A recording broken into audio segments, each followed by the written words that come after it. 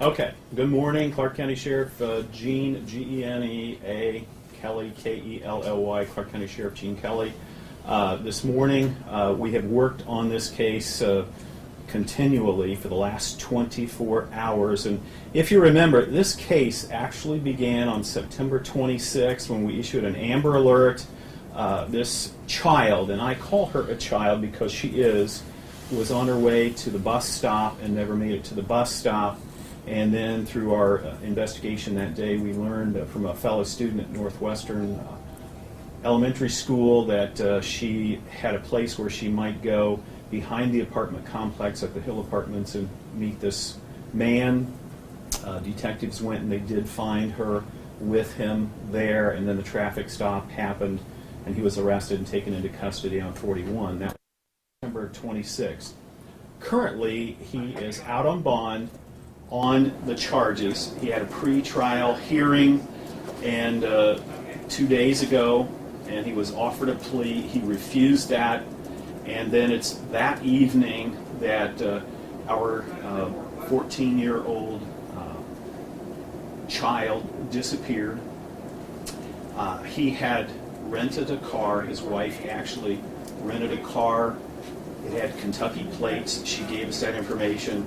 We started canvassing all the hotels and motels in Springfield, found where he had rented a motel at the Knights Inn, and we actually backed our cars off, hoping that he would return with her to the motel. We then spotted the vehicle, and uniformed patrol cars attempted to make a traffic stop. He took off at a high rate of speed.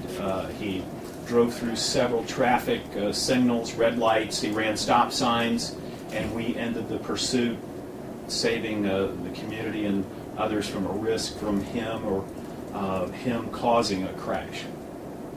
The vehicle then, later, a few minutes later, was called into the Springfield Police that a vehicle had been abandoned on Cottage off from Redwood Pike in the city of Springfield, about the edge of the city. That was around 10:30 p.m. The vehicle had a blown tire. In the vehicle were cell phones and items indicating that the two in the vehicle had fled very quickly to leave their cell phones behind. We had our K-9 units respond. We tracked. We've searched vacant houses. We've canvassed the neighborhood. We're still out canvassing.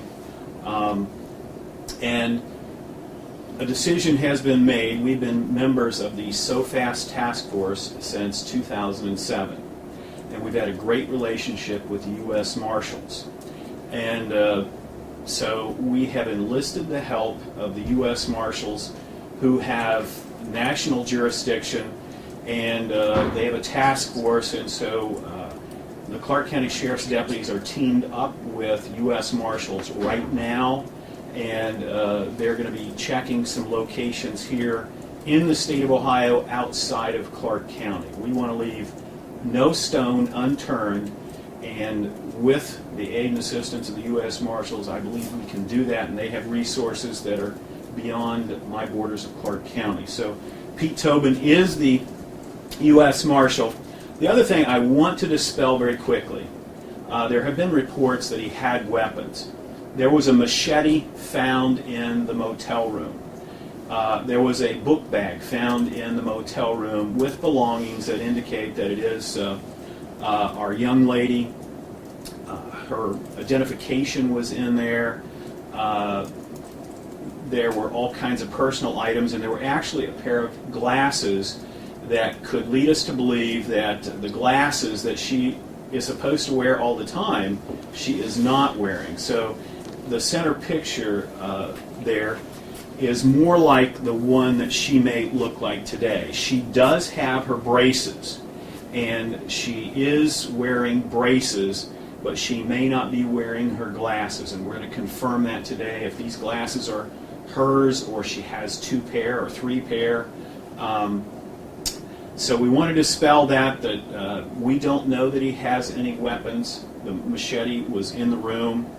All the other items were there, indicating that he was there with her, and her personal identification was in there. Her book bag was in there. And so that's where we are right now. And I'm very happy that we can utilize the resources of the U.S. Marshals. And again, wherever this investigation will take us, they have the jurisdiction to follow. So, Marshal Tobin. We consider this a top priority case when we're talking about a 14-year-old girl, and we will put forth all of our resources to help bring this thing to a closure and get this guy into custody. And we're looking, of course, the public to call in. In almost every crime, there are people who know things, and the key is to get them to come forward, do the right thing, and call into the sheriff's office or to the missing and exploited exploited children hotline that they have, and just let us know where they might be, and we'll have our people swooping in on them very quickly. No matter where they are in this country, we'll have them. We'll respond to that very quickly. So thank you. It is a crime to harbor. This is a missing child, and this man has pending felony charges already against him for his previous conduct with her. She wrote a letter and indicated to her mother back in September that she was in love with this man. And I'm not going to get into all of the psychology of this case, but this man is a predator with a child, and we want to bring her home safely. And that's our plea today, that whoever may have information or knowledge, you're not helping the situation by harboring or helping them. They need to be brought here. We want to make sure that this child is safe and that he is properly adjudicated. He is 44, she is 14. You indicated that you will be searching other areas outside of Clark County. I know we obviously don't want to give away any place where they might be hiding, but are we talking nearby counties? How far do we think they possibly could have gotten at this point? That's unknown. If they found transportation, they could be anywhere. If they have not been able to find transportation, they're still around here. We'll be checking locations all day long through the night. Have other states been notified? Other jurisdictions within other states? She is an entered national if she's at any location. She's 14. She looks younger than that. And she's in the custody of this 44-year-old man. And if they have any money, it's very little. So we're going to utilize every available resource to track any kind of activity by them. She had only a very small identification. She didn't have a state ID, so for her to try and go and get on a plane or any kind of mass transit, she doesn't have identification. But we're going to check every possible address in Clark County, outside of Clark County, and if it leads us into another state, we have the full resources. If somebody sees a vehicle they're in, the description of that vehicle would be really, really helpful. We know that you guys have gotten dozens of tips. I mean, classify just how many tips, and I mean, have you gotten tips from outside of Clark County? We have. We've gotten calls from Montgomery County, Miami County. We're trying to pull videos from different locations where these reports have come from. We're trying to see if we can identify them actually getting in a vehicle. Again, today, video cameras are everywhere, and we're hoping that a video camera might capture an image that we could get a license plate number, and that will help us in our investigation.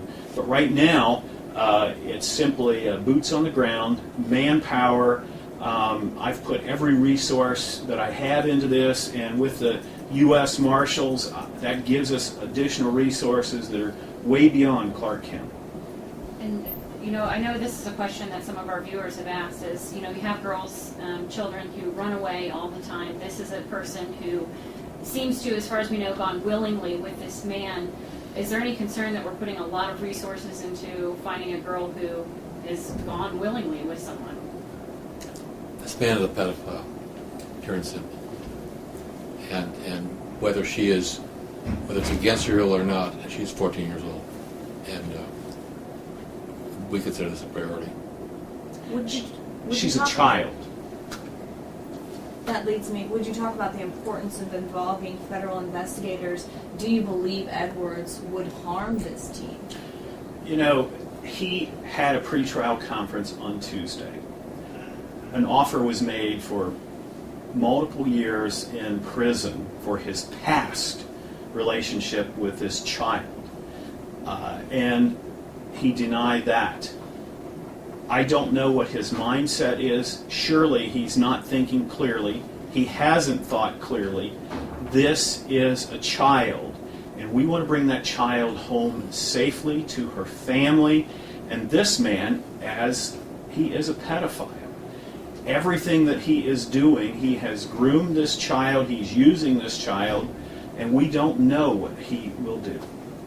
How would you characterize the search so far? You know, we heard that you had some what you thought to be credible tips yesterday. I know deputies have been following up on them through the night.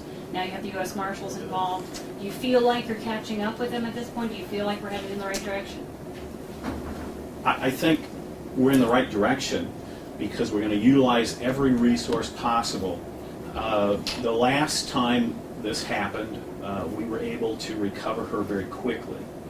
But now he has eluded us, and we don't know at this hour where he might be. We have to believe that someone has helped him or is harboring him and her, and they face criminal charges, and we want to recover this child.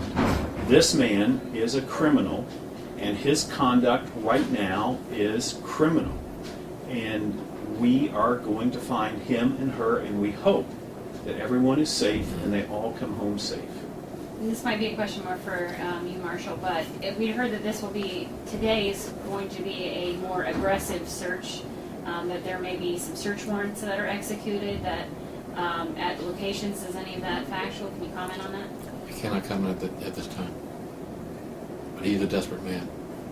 And we can all think what the unthinkable thing could be. Two of them decided just, that's what we're worried about. A suicide pact of some kind. Let's be frank.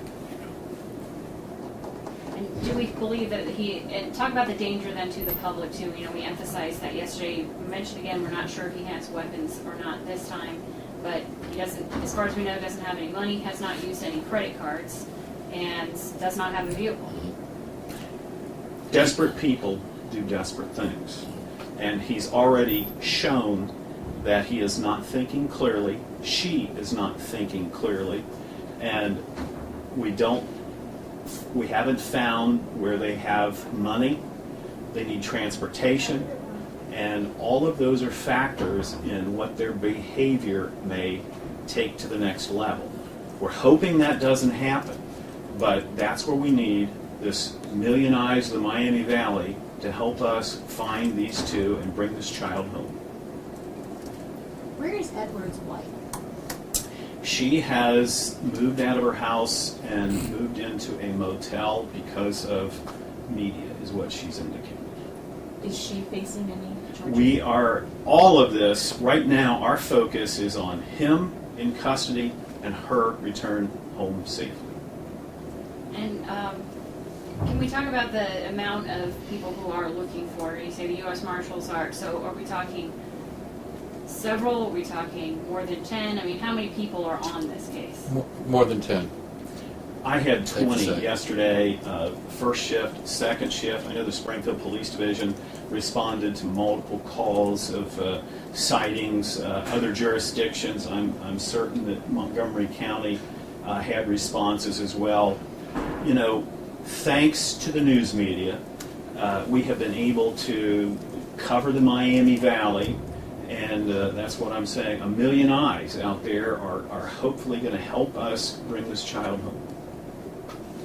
This to the marshal. Can you be more specific on what you bring to the table? I know you said manpower. Do you have like super secret access to computers you can use to help the sheriff? Or can you talk a little bit about that? No, I will not.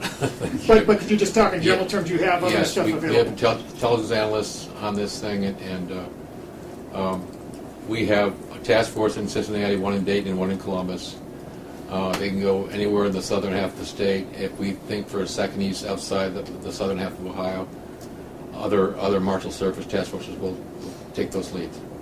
Is that where we're focusing the search then, is on, in southern Ohio here still? As far as we know. We're following every lead. If there's an address anywhere that needs to be checked, we will check it. My deputies and I only have jurisdiction in Clark County, the U.S. Marshals, and some of my deputies have been deputized as U.S. Marshals, and so they can go where the lead follows, and that's our goal today. What is, obviously getting them into custody, bringing her home safely is the scenario that we all want. But how do you envision this going down? What do you want? What would you want to tell Edwards, and will he end up back here at the Clark County Jail? What happens when he gets caught? We want him to come and turn himself in.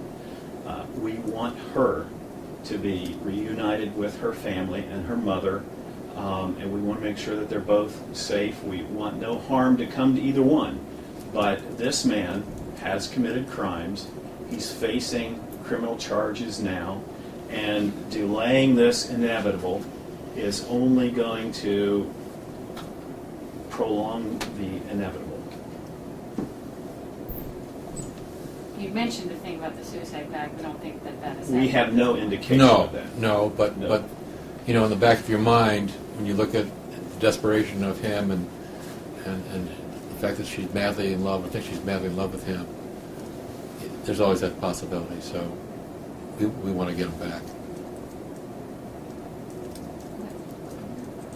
Okay, thank you very much. Thank you very much.